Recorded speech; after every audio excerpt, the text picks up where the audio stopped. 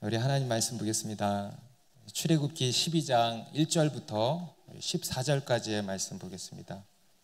출애굽기 12장 1절부터 14절까지의 말씀입니다.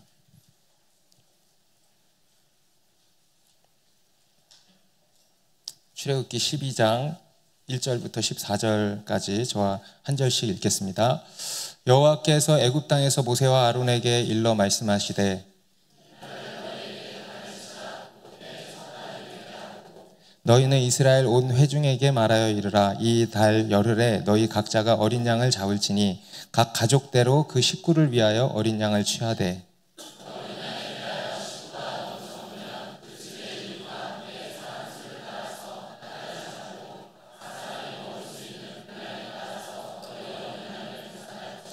너희 어린 양은 흠 없고 1년 된 수컷으로 하되 양이나 염소 중에서 취하고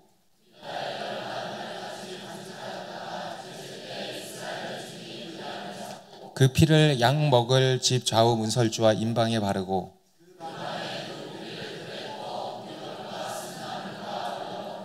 날 것으로나 물에 삶아서 먹지 말고 머리와 다리와 내장을 다 불에 구워 먹고 너희는 그것을 이렇게 먹을지니 허리에 띠를 띠고 발에 신을 신고 손에 지팡이를 잡고 급히 먹으라. 이것이 여호와의 유월절이니라.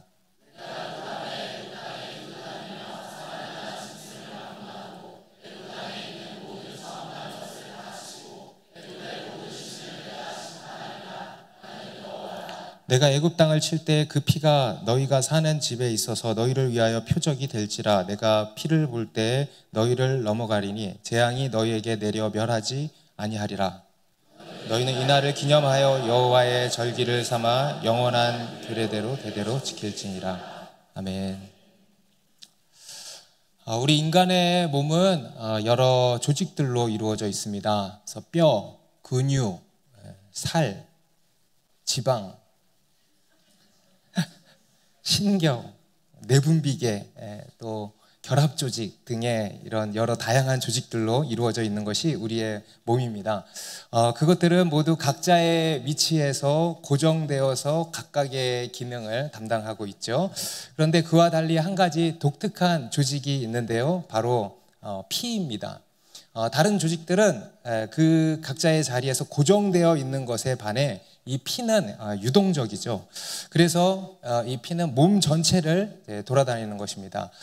우리 몸에 엄청난 길이의 혈관들이 쫙 퍼져 있지 않습니까? 그 혈관을 타고 온 몸을 돌아다니면서 각 세포들에게 영양분을 공급하고 공급해 줄 뿐만 아니라 그 세포의 활동으로 인해서 나오는 노폐물, 그러니까 쓰레기 같은 것들이죠. 노폐물들을 가져가는 역할을 합니다. 이걸 네 글자로 신진대사라고 하죠. 신진대사. 여러분 영어로는 뭔지 아세요? 리뉴얼이라고 하는 겁니다. 리뉴얼. 한마디로 이 피는 뭐냐? 새롭게 해주는, 또 깨끗게 해주는, 실제로 깨끗게 해주는, 그리고 우리의 온 몸을 연결시켜주는 역할을 하는 것이 바로 이 피입니다. 그래서 이 피는 우리 몸의 가장 핵심적인 조직이라고 할 수 있고요. 그래서 우리 인간을 지으신 하나님께서는 애초부터 이렇게 말씀을 하신 것입니다. 우리 레위기 17장 11절의 말씀 같이 한번 읽어볼까요? 시작. 육체의 생명은 피에 있음이라. 내가 이 피를 너희에게 주어 제단에 뿌려 너희의 생명을 위하여 속죄하게 하였으니 피에 있으므로 피가 죄를 속하느니라. 생명이 무엇에 있다 그럽니까? 육체의 생명은 피에 있다. 그럼 과학자들도 이 신비의 생명에 대해서요 여전히 정의를 내리지 못하고 있는데요. 우리 하나님께서는 이미 육체의 생명은 피에 있다. 여러분 과학을 잘하고 싶으면 뭘 봐야 돼요? 성경에 다 나와 있습니다. 인간을 지으신 우리 하나님은요 우리 인간의 몸을 지으셨기 때문에요 애초부터 과학자들은 아직도 그것을 깨치지를 못하고 있는데요. 우리 하나님은 애초부터 말씀을 하고 있어요. 피가 생명이다. 그래서 실제로 여러분 우리 건강에 있어서도 핵심이 어디에 있다 그래요? 피가 맑아야 된다 그러잖아요. 뭐 이거에는 너무 집중하지 마시고, 우리가 이 성경이 살아있는 책이라고 하는 이유도 여기에 있습니다. 우리가 성경을 두고 살아있는 책이다라고 하지 않습니까? 여러분, 성경이 왜 살아있는 책인지 아세요? 성경에도 뭐가 흐르는 것입니까? 여러분, 이 성경은요, 피에 관한 책입니다. 그래서 창세기부터 요한계시록에 이르기까지 각 장마다 각 절마다 피가 흐르고 있기 때문입니다.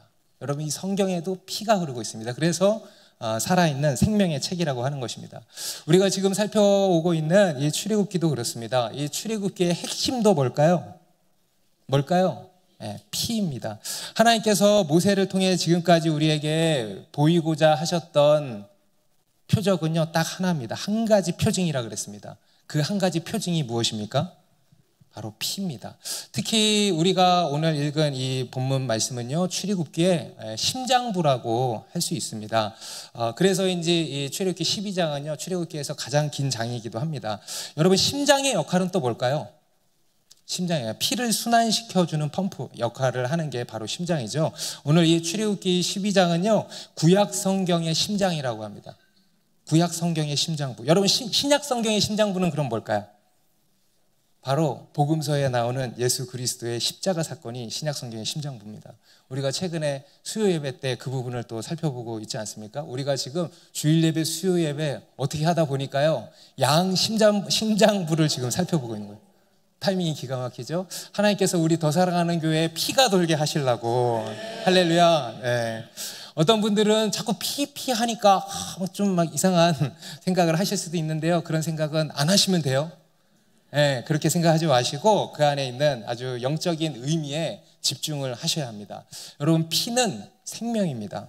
오늘 말씀을 통해서요, 우리를 살리는 이 피가 우리 가운데 흘러서 우리의 구석구석을 살리기를 간절히 바랍니다. 앞에서 하나님께서는 애굽의 9가지 재앙을 이미 내리셨습니다. 그 일로 인해서 애굽은 그야말로 폐허가 되었습니다. 그리고 이제 마지막 한 가지 재앙을 남겨두고 있는데요, 바로 애굽의 모든 처음 난 것을 다 죽이시겠다고 하시는 것입니다. 여러분, 모든 처음 난 것을 죽이신다는 것은 곧 무엇을 의미합니까? 모두를 죽이시겠다, 심판하시겠다라는 것입니다. 하나님께서는 사실 이 한 가지 재앙을 위해서 지금까지 달려오신 것입니다. 하나님께서 애굽에 내리실 재앙은요, 10개가 아니고요, 사실 이 한 가지 재앙이었습니다. 이스라엘과 온 열방, 오늘날 우리에게 계시하고자 하시는 이 한 가지 표징도 바로 이것입니다.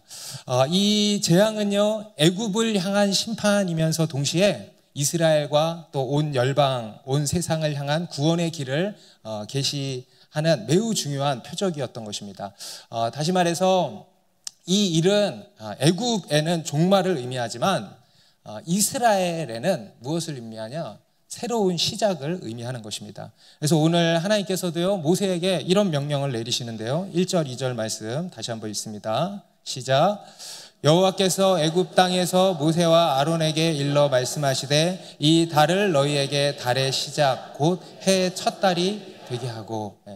하나님께서는 애굽 땅의 마지막 재앙을 예고하시고요, 그 후에 이스라엘이 애굽을 이제 나오게 될 것이라고 예고하시면서 그 일을 앞두고 몇 가지 명령을 내리십니다. 우리 앞 시간에서는 이웃들에게 은근 패물을 구해서 받아서 나가라고 하시고요, 그리고 또 오늘은 이렇게 말씀하십니다. 이 달을 너희에게 달의 시작 곧 해의 첫 달이 되게 하라는 것입니다. 여기서 이 달은 이제 이들이 애굽을 나가게 된 그 달을 의미하는 것이죠. 그 당시 이 민간력으로는 7월 달입니다. 우리가 지금 또 7월 달이에요. 7월 열나흘, 7월 14일이 6월절인데 내일이 7월 14일이죠. 아무튼 타이밍이 그렇게 맞아 떨어지고 있어요. 물론 오늘날의 달력으로 계산을 하면요, 3월 중순에서 4월 사이 로 이렇게 계산이 되는데요. 그 당시 애굽의 민간력으로는 이제 7월 달이었습니다. 그 7월을 이제 이스라엘에게는 첫 달 1월로 하라는 거예요. 이걸 유대력이라 그러죠. 그래서 정월, 그 첫 해의 달, 그 해의 첫 달로 하라는 것입니다. 출애굽한 날이 시작이 되게 하라는 것입니다. 이것은 무엇을 의미하는 것인가? 바로 이 출애굽을 그들의 인생의 중심에 두라는 거예요. 아멘. 그들의 인생의 달력을 바꾸시는 겁니다. 그들의 역사관을 바꾸시는 거고요, 그들의 세계관을 바꾸시는 것입니다. 애굽 중심에서, 세상 중심에서 하나님 중심으로 바꾸는 겁니다. 하나님이 베푸신 그 구원이 그 인생의 중심이 되게 해라. 오늘날 우리 그리스도인에게는 뭡니까? 복음 중심, 예수 중심이 되게 하라는 것입니다. 우리 창세기 4장에 보면요, 가인이라는 사람의 계보가 나옵니다. 그리고 5장에 가면요, 셋의 계보가 나옵니다. 그 두 계보의 특징이 있는데요, 이 가인의 셋의 계보는요, 연대가 나와요. 그래서 언제 태어나서 언제 죽고 몇 살까지 살았고 이런 얘기가 나옵니다. 근데 가인의 계보는 그런 얘기가 하나도 안 나옵니다. 그리고 뭐가 나오냐면 이 세상에서 뭐 했는지, 이 세상에서의 업적만 조금 기록이 되어 있고요, 연대는 나오질 않습니다. 이것은 무엇을 의미하냐? 가인의 계보는 하나님 앞에서 계수된다 안 된다? 아무리 이런저런 업적을 세워도요, 하나님 앞에서 계수되지 않았다라는 것입니다. 그리고 반대로 셋의 계보는 뭡니까? 하나님께 다 계수가 되었다라는 겁니다. 하나님과 연결된 인생. 여러분, 셋의 계보가 누구의 계보입니까? 아브라함의 계보고 예수 그리스도의 계보예요. 예수님과 연결된 인생, 이것만 남는다는 겁니다.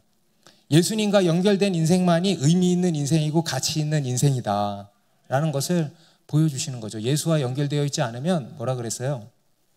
꽝이라 그랬어요. 예수랑 연결되어 있지 않는다.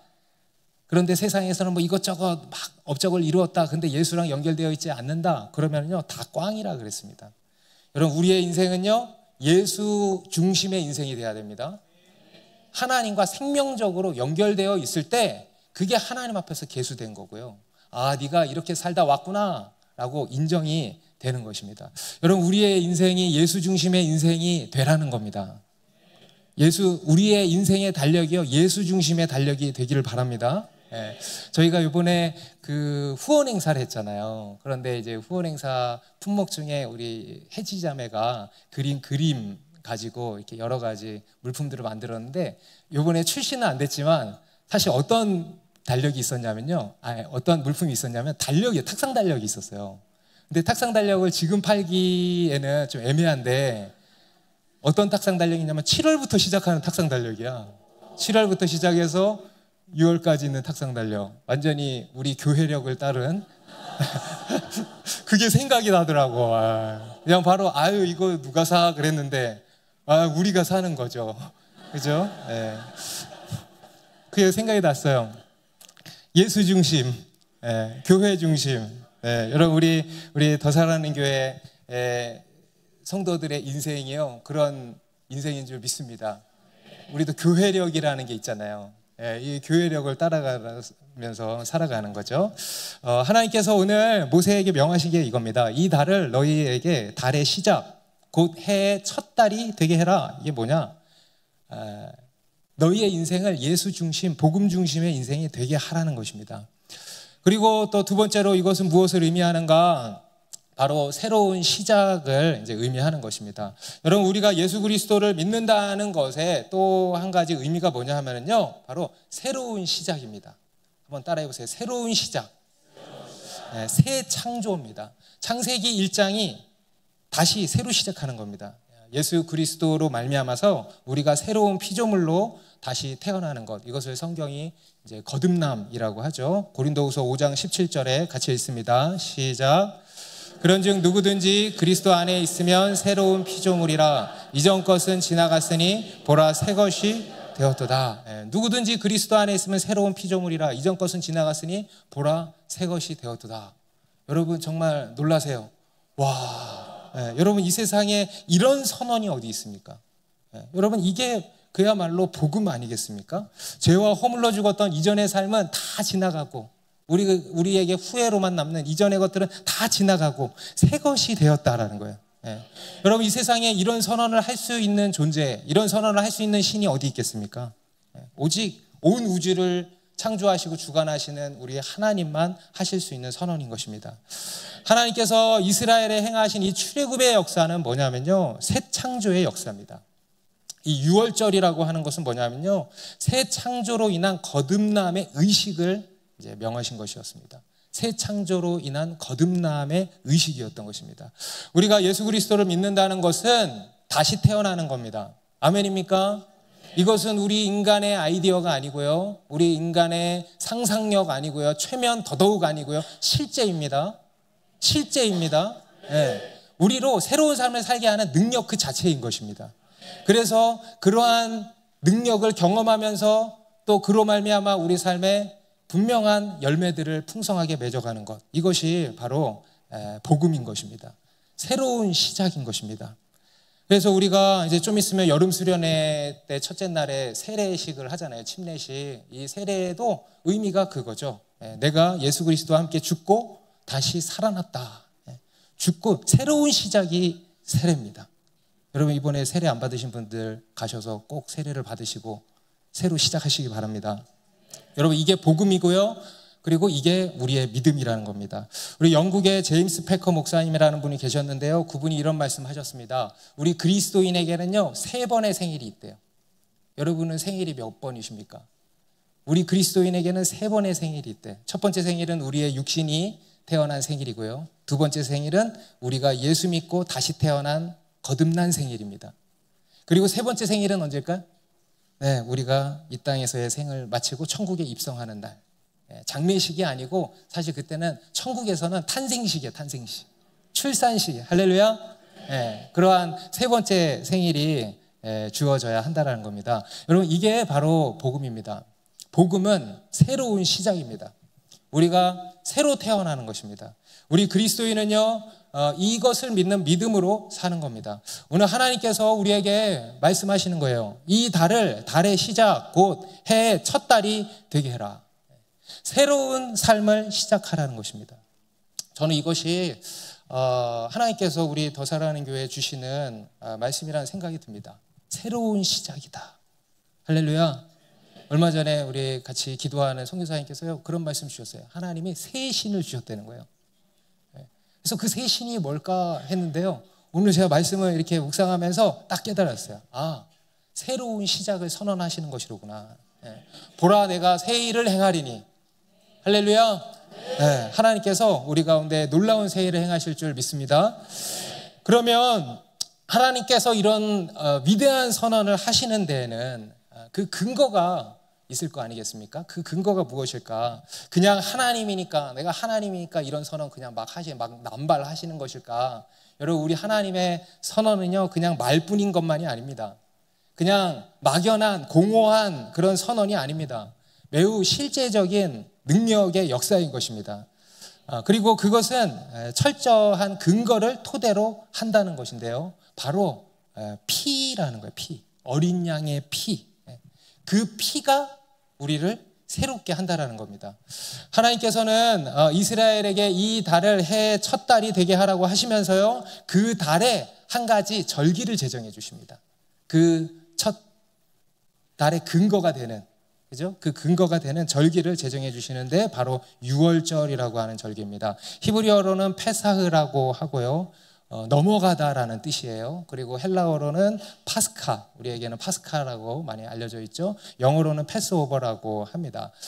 우리 3절 이하에 보면 이 유월절을 어떻게 드리는지 상세하게 말씀을 하시는데요. 이에 대해서는 우리가 한 절 한 절 상세하게 살필 필요가 있는 것이 그 안에 담겨있는 그런 영적인 의미들이 많이 담겨있기 때문입니다. 우리 3절부터 보면요. 너희는 이스라엘 온 회중에게 말하여 이르라. 이달 열흘에 너희 각자가 어린 양을 취할지니 각 가족대로 그 식구를 위하여 어린 양을 취하되. 먼저는 이달 열흘에 10일 이달 10일에 7월 10일 이달 10일에 각 가족대로 어린 양을 취하라는 것입니다. 그리고 이제 4절에는 보니까요. 만약 식구가 적으면 이제 어린 양이 보통 이제 한 10명, 최소한 10명 정도 먹었대요. 그런데 식구가 적으면 어떻게 하냐? 그 집의 이웃과 함께 조인을 해서 유월절을 진행하라고 한 것입니다. 그러니까 한마디로 이겁니다. 한 어린 양 하나를 온전히 취하라는 거죠. 식구가 적다고 3분의 1만, 절반만 취하는 게 아니라 하나를 온전히 취하라는 것입니다. 그리고 이제 5절에 보니까 그때 그 어린 양의 조건에 대해서 말씀을 하는데요. 5절 같이 읽습니다. 시작. 너희 어린 양은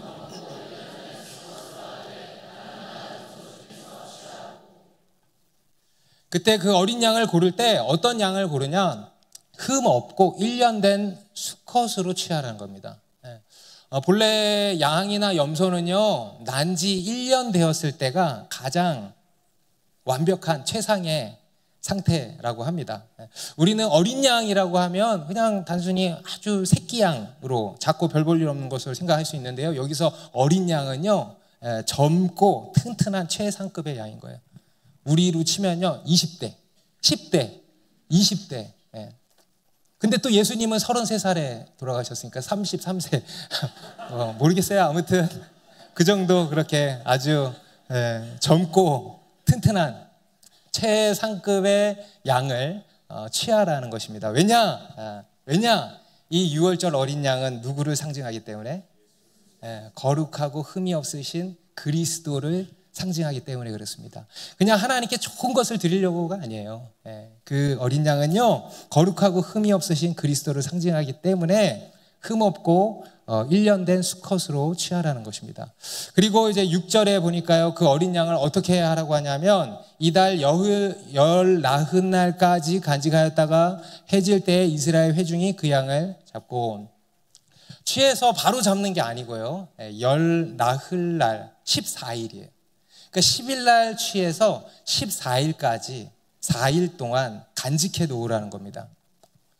그러면서 4일 동안 그 양을 어떻게 해요? 보라는 거죠. 보면서 물론 그 기준에 충족하는지도 이렇게 보는 것이기도 하겠지만요, 더 궁극적인 이유가 있는데요, 여러분 4일 동안 그 어린 양을 보면 어떤 생각이 들겠습니까? 그 어린 양이 나를 대신해서 죽어야 한다라는 것을 우리가 깊이 인식하게 되겠죠. 그죠? 그래서 그 어린 양이 대신 피를 흘리는 대속의 의미를 우리가 깊이 새기라는 겁니다. 그것을 깊이 묵상하는 시간이 이제 되어야 한다라는 것입니다. 그리고 이것이 또 보여주는 또 한 가지 이제 담고 있는 궁극적인 의미가 뭐냐면요, 바로 하나님께서도 그렇게 하셨다는 거예요. 하나님께서도 예수 그리스도를 간직하여 두셨다가 하나님의 때에 십자가에 내어주셨다라는 것을 보여주는 겁니다. 우리 히브리서 10장 5절에 보면, 그러므로 주께서 세상에 임하실 때에 이르시되 하나님이 제사와 예물을 원하지 아니하시고 오직 나를 위하여 한 몸을 예비하셨도다. 오직 나를 위하여 한 몸을 예비하셨다 그러죠. 이미 간직해 놓으셨다가 하나님의 때에 내어주신 것이다. 우리 베드로전서 1장 18절부터 20절에도요, 너희가 알거니와 너희 조상이 물려준 헛된 행실에서 대속함을 받은 것은 은이나 금같이 없어질 것으로 된 것이 아니요 오직 흠없고 점없는 어린 양 같은 그리스도의 보배로운 피로 된 것이니라. 그는 창세전부터 미리 알린 바 되시니나 이 말세에 너희를 위하여 나타내신 바 되었으니. 우리 마지막 절 다시 보면, 그는 창세전부터 미리 알린 바 되시니나, 거기에 뭐가 생략되어 있냐면요, 간직하여 두셨다가 이게 생략이 되어 있어요. 이 말세에 너희를 위하여 나타내신 바 되었다라는 것입니다. 여러분, 우리 하나님께서 하시는 일은요, 즉흥적인 게 하나도 없습니다. 다 계획적이에요. 다 그게 뭐죠? T인가? J. 우리 하나님은 왕제이. 네. 모든 것을 다 계획하신 거예요. 임기응변적으로 되어지는 일이 하나 없습니다. 여러분, 모든 것이요 하나님 안에 지금 다 있습니다. 네, 그것을요 하나님의 때에, 하나님의 뜻을 따라서 하나님의 때에 그것들을 다 이루시는 겁니다. 이 어린 양 예수님은 더더욱 그렇습니다. 창세전부터 한 몸을 예비하셨고 곧 간직하여 두셨다가 하나님의 때에 내어 주셨다라는 것입니다. 그리고 이제 그 양을 언제 잡으라고 하냐면요, 해질 때에 잡으라는 겁니다. 해질 때. 해질 때는 우리가 생각하기로는 그냥 하루의 마지막으로만 우리가 생각을 하지 않습니까? 그런데요, 해질 때는요 하루의 마지막이 아닙니다. 실제로 해질 때는 하루의 마지막이면서 동시에 그 다음 날을 시작하는 시작점이기도 한 것입니다. 그죠? 여러분, 밤 12시 넘어가면 뭐예요? 그 다음 날이잖아요. 실제로 우리 성경에도 보면은요, 해질 때는 하루가 끝나는 시작이면서 동시에 새로운 날의 시작으로 여겨지고 있습니다. 우리 레위기 23장 32절에 나오는 안식일 규례에도 보면은요, 그 아침부터 저녁까지라고 돼 있지 않고요, 그 저녁부터 이튿날 저녁까지라고 돼 있어요. 그 저녁부터 이튿날 저녁까지 안식을 지키라고 말씀을 하고 있습니다. 그래서 이 해질 때는, 우리는 해질 때 하면 그냥 하루의 마지막으로만 여겨버리는데요. 여러분 이제 그렇게 여기지 마십시오. 하루의 마지막이면서 동시에 하루의 시작으로 넘어가는 때가 바로 해질 때입니다. 그래서 이 해질 때에 잡으라는 거예요. 그래서 이 해질 때는요, 좀 아까 첫 번째로 나누었던 메시지와 관련이 있는 겁니다. 새로운 시작을 의미하는 겁니다. 지난 날을 청산하고 새로운 시대가 시작되는 그 시점인 것입니다. 실제로 여러분 예수님께서도 구속사적으로 역사적으로 언제 오셨습니까? 해질 때 오신 거 아닙니까? 구약 시대가 지고 신약 시대가 시작되는 그 해질 때에 오신 것입니다. 그래서 율법의 마침이 되시고 복음의 시작이 되신 것입니다. 여러분 실제 이 세상 역사도, 그 역사를 나누는 BC와 AD를 나누는 분기점이 되는 게 누구세요? 예수님이에요. 신기하죠? 그죠? 우리 예수님은요, 모든 것을 끝내고 모든 것을 다시 시작하시는 분이십니다. 모든 것을 끝내고 모든 것을 다시 시작하시는 분이 바로 예수님이십니다. 여러분, 그 예수님께서요, 이제 곧 오셔서 모든 것을 끝내시고 또 모든 것을 다시 시작하실 줄로 믿습니다. 그리고 그 어린 양을 이제 어떻게 하라 그러냐? 이스라엘 회중이 잡으라 는 거예요. 잡으라는 게 뭡니까? 죽이라는 거예요. 죽였다라는 거예요. 간직해 두었던 어린 양은 죽어야만 했던 것입니다. 간직하여 둔 것만으로 구원이 임하는 게 아닙니다. 여러분 예수님께서요, 이 땅에 오셨죠? 그죠? 이 땅에 오신 것도 큰일이죠. 그런데 이 땅에 오신 것만으로 구원이 임하는 게 아닙니다. 여러분 예수님이 이 땅에 오셔서 많은 일들을 하셨습니다. 아주 탁월한 가르침, 복음을 선포하셨고요. 그리고 또 하나님 나라에 대해서 탁월하게 가르치셨습니다. 아주 훌륭한 가르침이었습니다. 그리고 또 능력으로 많은 사람들을 치유하고 기사와 표적을 행하셨어요. 그런데 여러분 그것으로 구원이 이루어지는 게 아닙니다. 오직 무엇으로? 죽으심으로 말미암아서 구원이 임하는 것입니다. 예수 그리스도의 십자가로 말미암아서 구원이 임하는 것입니다. 곧 피입니다. 피. 예수의 피로 말미암아서 구원이 임하는 것입니다. 그래서 우리 7절 같이 읽습니다. 시작. 양을 먹을 집 좌우 문설주와 임방에 바르고. 어린 양을 잡았으면 이제 어떻게 하래요? 그 피를 어떻게 하래요? 집 좌우 문설주와 임방. 이게 뭐냐면요, 문이 있으면 문 그 주변 틀, 기둥을 얘기하는 거예요. 그래서 좌우 기둥을 문설주, 그리고 위아래 기둥을 임방이라고 하는데요, 거기를 둘러서 바르라는 거예요. 어린 양을 죽이는 것만으로 되는 게 아니고요, 그 피를 문설주와 임방에 바르라는 거예요. 왜냐? 13절에 보니까요, 그 피가 표적이 될 거라는 거예요. 어떤 표적이 되냐? 이 집에는 이미 죽음이 일어났다. 이 집에는 이미 심판이 이루어졌다라는 것을 말해주는 표적이 된다는 겁니다.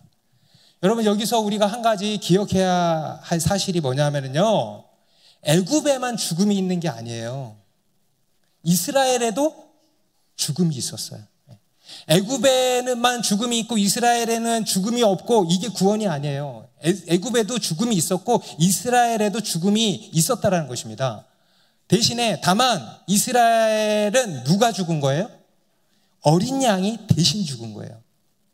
바로 예수 그리스도신 것입니다. 어린 양 예수님이 대신 죽임을 당하신 겁니다. 바로 그 어린 양의 피입니다. 그 표적인 것입니다.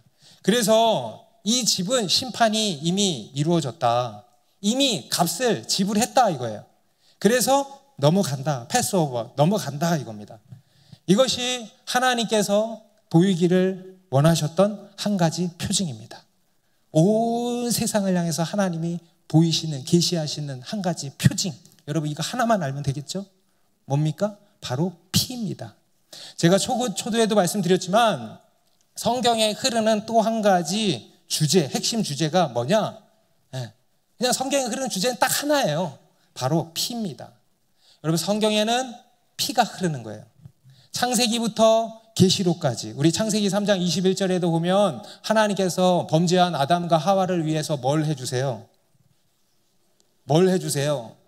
가죽옷을 지어 입히시죠. 여러분, 이 가죽옷이 또한 무엇입니까? 피예요. 가죽옷을 지으려면 어떻게 해야 돼요? 짐승을 잡아야 돼. 피를 흘려야 되는 거예요.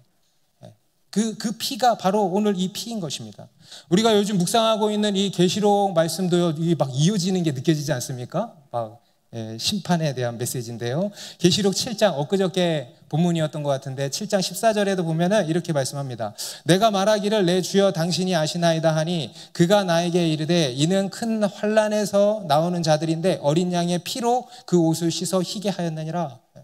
여러분, 성경은 피로 시작해서 피로 마치고 있는 거예요. 성경에는 이 어린 양의 피가 흐르는 것입니다. 그래서 이 성경은 살아있는 책이고 생명의 책이라는 겁니다. 할렐루야. 여러분 가지고 있는 성경을 보세요. 이 성경에는요, 피가 흐른다는 거예요. 생명이 역동적으로 역사하고 있는 책이라는 것입니다. 저희 교회 한 자매님이요, 얼마 전에 저에게 이런 메시지를 보내왔습니다. 이 자매님이 올 초부터 성경 통독에 꽂혀가지고 주님이 얼마나 자매를 사랑하시면 그렇게 꽂히게 하셨을까. 성경 통독에 꽂혀가지고 지금 뭐 몇 독을 했는지 모르겠어요. 그런데요, 그 성경 통독을 하면서 받은 은혜를 막 저한테 알려주는데요, 뭔 내용인지는 막 뭐라 하는데 하나도 기억이 안 나. 뭐 어쩌고 저쩌고 막 하는데, 근데요, 제가 확실하게 기억나는 게 뭐냐면 그 메시지 안에 뭐가 느껴지는지 아세요? 피. 생명이 느껴지는 거예요. 생명이 느껴지는 거예요.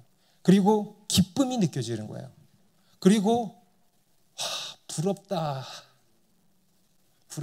축하한다, 이런 마음이 들었어요. 성경 통독 전도사를 시킬까 봐. 여러분, 왜 그럴까요? 왜 그렇게 생명이 충만하고 기쁨이 충만할까요? 여러분, 성경은 살아있기 때문에 그렇습니다. 그리고 그것은 피가 흐르기 때문에 그렇습니다. 여러분, 성경은요, 분명히 말씀합니다. 피 흘림이 없은즉 사함이 없다 그랬어요. 우리 로마서 5장 9절에도요, 같이 읽습니다. 시작. 그러면 이제 우리가 그의 피로 말미암아 의롭다 하심을 받았으니 더욱 그로 말미암아 진노하심에서 구원을 받을 것이니. 우리가 의롭다 하심을 받은 것이 무엇으로 받은 것이라고 합니까? 그 피로 말미암아, 어린 양의 피로 말미암아서 우리가 죄사함을 받고 의롭다함을 받는다라는 겁니다. 그리고 그 피를 바르라는 거예요. 바르라. 여러분, 피를 바른다는 게 의미하는 게 뭘까요? 피를 바른다는 것. 예수 그리스도를 어떻게 해야 돼요? 믿어야 되는 거예요. 여러분, 여기서 피를 바른다는 것은요, 믿음의 상징입니다.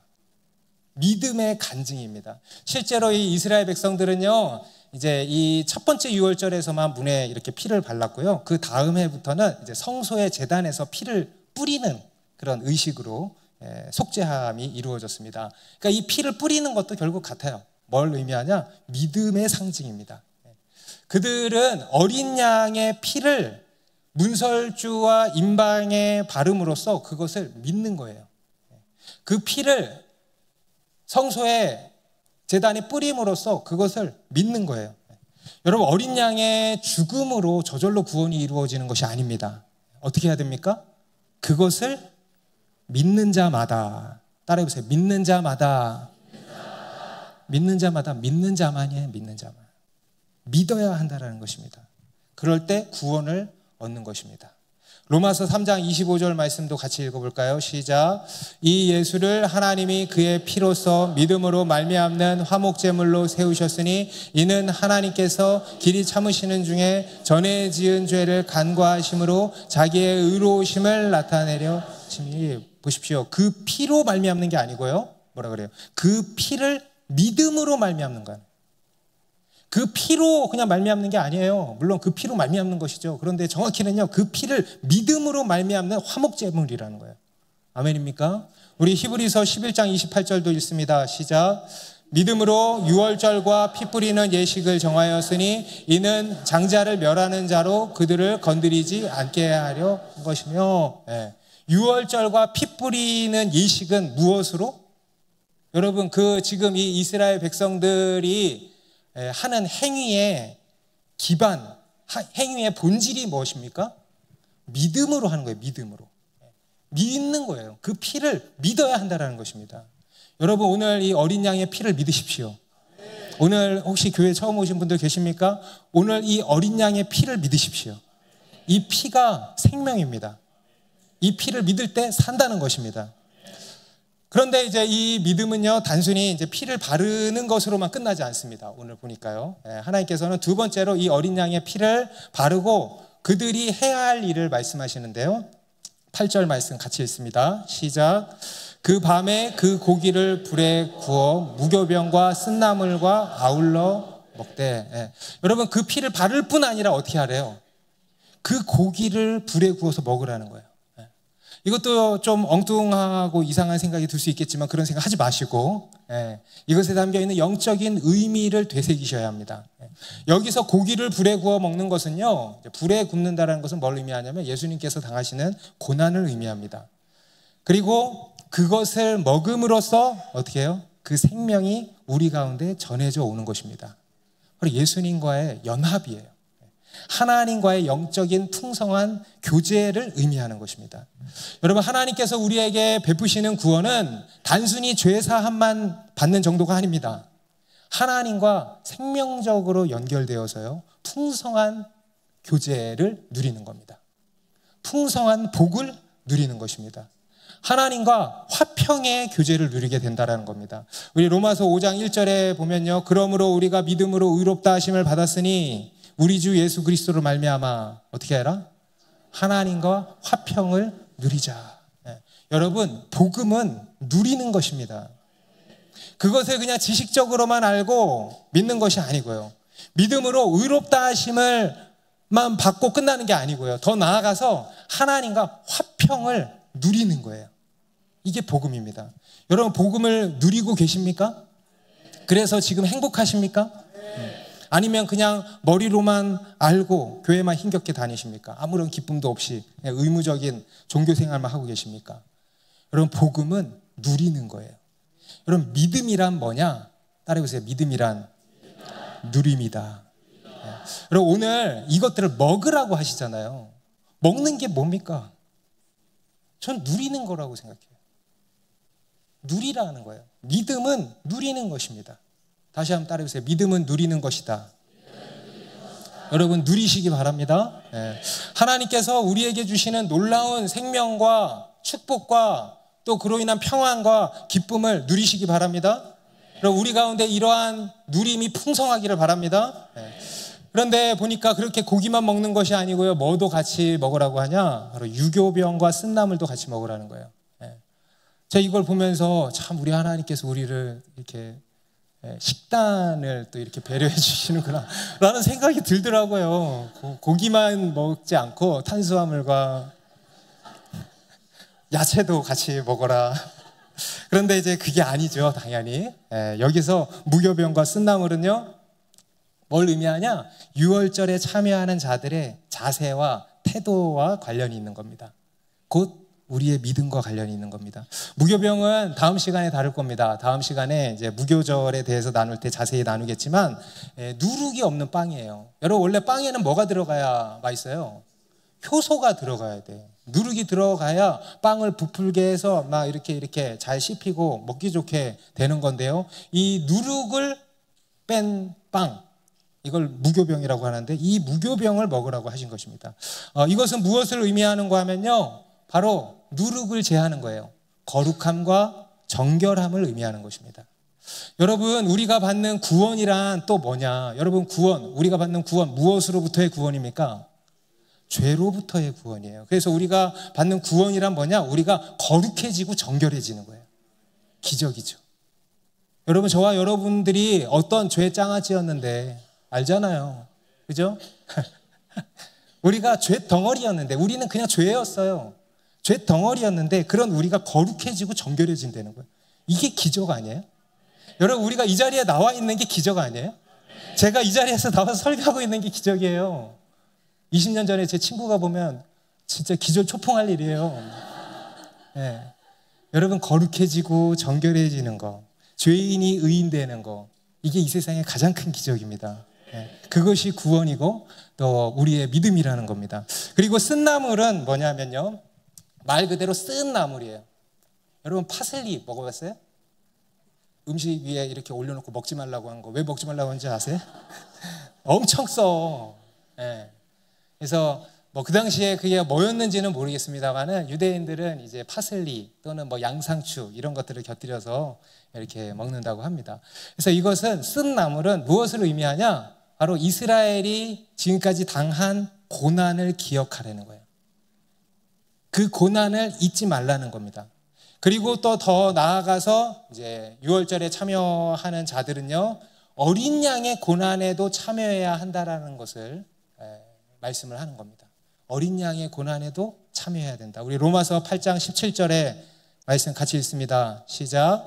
자녀이면 또한 상속자 곧 하나님의 상속자요 그리스도와 함께한 상속자니 우리가 그와 함께 영광을 받기 위하여 고난도 함께 받아야 할 것이니라. 여러분 하나님의 자녀입니까?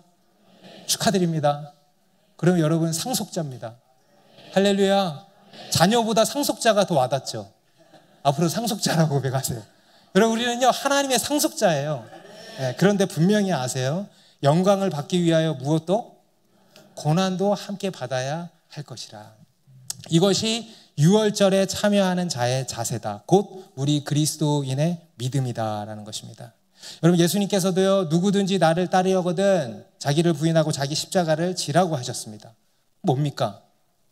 고난이에요. 고난. 그리스도의 고난에 참여해야 한다는 것입니다. 여러분 믿음이란 또한 뭐냐? 잘 들으십시오. 믿음이란 또한 뭐냐? 고난을 통과하는 거예요. 오늘 우리 간증한 자매님 그게 믿음이에요. 믿음이란 교회 안에서 막 샬라샬라 막 하는 게 믿음이 아니에요. 조용히 예수님을 따라가는 게 믿음이에요. 고난의 터널을 통과하고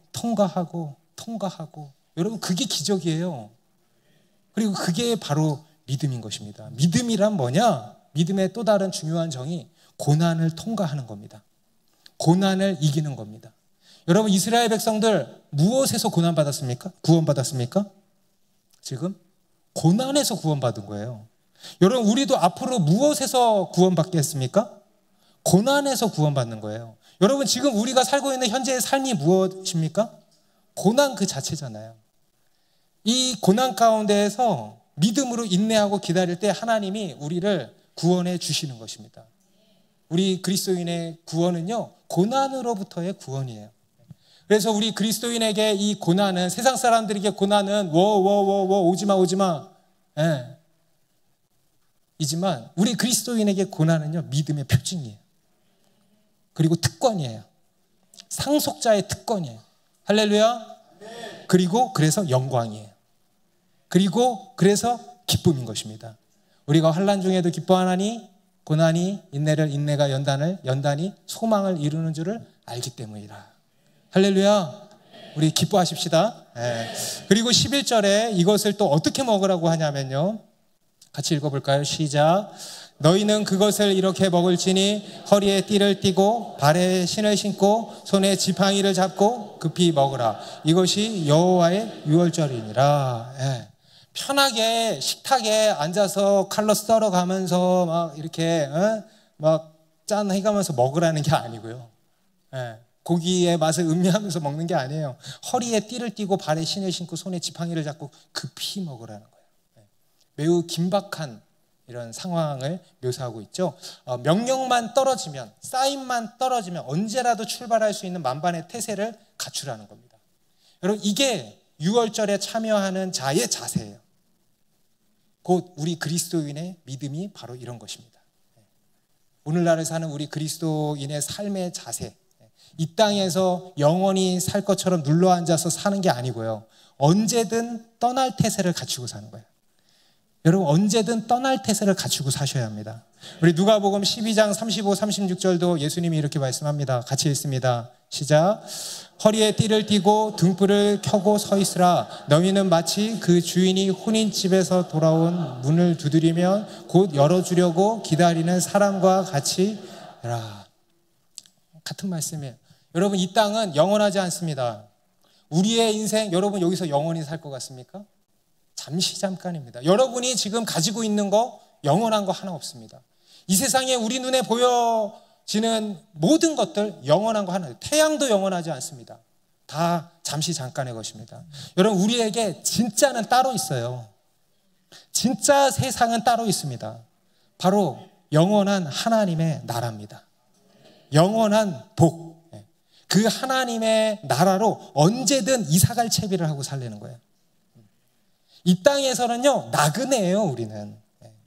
우리의 본향은 따로 있습니다. 우리의 본향은 따로 있습니다. 그 본향을 바라보고 살려는 거예요. 한마디로 깨어있으라. 이게 또 하나의 믿음의 정의예요. 믿음이란 뭐냐? 깨어있는 거예요. 여러분, 깨어있으시기 바랍니다. 그런데 많은 경우 우리는 어떻습니까? 우리는 이 땅에 미련이 많죠. 주님이 가자 하는데 잠깐만요. 나 어제 이사 왔는데 어제 새 집 들어갔는데 며칠만 더 살고요. 주님, 저 시집만 가고 가면 안 될까요? 장가만 가고 가면 안 될까요? 나 이번 달만 지나면 승진하는데 승진하고 며칠만요. 이게 우리의 현 모습 아니겠습니까? 그런데요, 여러분, 그러면은요, 어떻게 되냐? 그 사이에 주님이 딴짓가. 여러분, 이 땅에 사는 우리는요, 늘 깨어서 지금이라도 당장 가자 하시면 갈 수 있는 채비를 해야 한다는 것입니다. 하늘에 소망을 두고 떠날 준비를 하라. 소망을 훈련하라는 거예요. 이것이 재림의 주님을 기다리는 우리 그리스도인의 믿음인 것입니다. 그리고 그렇게 믿음으로 준비하며 기다릴 때 하나님의 심판이 임하게 될 것이다 라는 겁니다. 아멘입니까? 우리 12절 13절 말씀, 내가 그 밤에 애굽 땅에 두루 다니며 사람이나 짐승을 막론하고 애굽 땅에 있는 모든 처음 난 것을 다 치고 애굽의 모든 신을 내가 심판하리라. 나는 여호와라. 내가 애굽 땅을 칠 때에 그 피가 너희가 사는 집에 있어서 너희를 위하여 표적이 될지라. 내가 피를 볼 때에 너희를 넘어가리니 재앙이 너희에게 내려 멸하지 아니하리라. 그 밤에, 여기서 그 밤은 구체적으로 지칭이 되어 있지 않습니다. 언제일지 몰라. 근데 밤이긴 밤이야. 근데 언제일지 몰라. 그 밤에 하나님께서 말씀하신 대로 심판이 임할 거다. 믿으십니까? 그날은요, 애굽 사람들에게는 재앙의 날이겠죠. 크고 두려운 날일 것입니다. 하지만 이스라엘 백성들에게는 구원의 날, 기쁨의 날, 축제의 날이 되는 것입니다. 할렐루야. 여러분, 우리 인간은 이미 지옥행 유죄 판결을 받았다 그랬습니다. 사형 집행을 앞두고 하루하루를 두려움 가운데 살아가는 것이 우리 인간입니다. 지옥행 고속열차를 타고 아무 생각 없이 어디론가 가는 것이 바로 우리들의 모습입니다. 우리 인간은요, 모두 죄 아래에, 심판 아래에 놓여 있습니다. 그런 우리를 기다리는 것은 오직 하나님의 심판뿐입니다. 영원한 형벌, 영원한 죽음, 곧 지옥 심판만이 우리를 기다리고 있습니다. 그런데 그런 우리에게 하나님이 한 줄기 구원의 빛을 비춰주셨습니다. 그런 우리에게 하나님이 구원의 손길을 내밀어 주신 겁니다. 바로 우리를 위해서 한 몸, 한 어린 양을 간직하여 두셨다가 하나님의 때에 십자가에 내어주신 겁니다. 바로 예수 그리스도십니다. 그 어린 양 예수 그리스도의 피가 하나님의 심판에서 우리를 건지시는 것입니다. 여러분, 예수의 피가 우리를 살립니다. 예수의 피가 죄와 죽음의 권세를 깨뜨렸습니다. 예수의 피가 모든 저주를 깨뜨렸습니다. 예수의 피가 사탄의 권세를 무너뜨렸습니다. 예수의 피가 모든 질병을 고쳤습니다. 예수의 피가 우리의 모든 연약한 것들을 고쳤습니다. 예수의 피가 우리를 깨끗게 했습니다. 예수의 피가 우리를 모든 헛된 우상으로부터 자유케 했습니다. 예수의 피가 우리를 새롭게 했다는 거예요. 예수의 피가 우리의 생명이고 능력입니다. 여러분, 그 피를 믿으십시오. 그 피가 우리를 살리고 우리를 새롭게 할 것입니다. 새로 시작하십시오. 기도하겠습니다.